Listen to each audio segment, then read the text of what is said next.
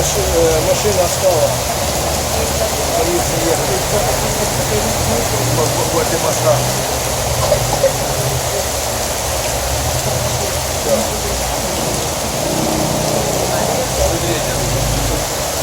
Он развернулся. А там машина вот так стала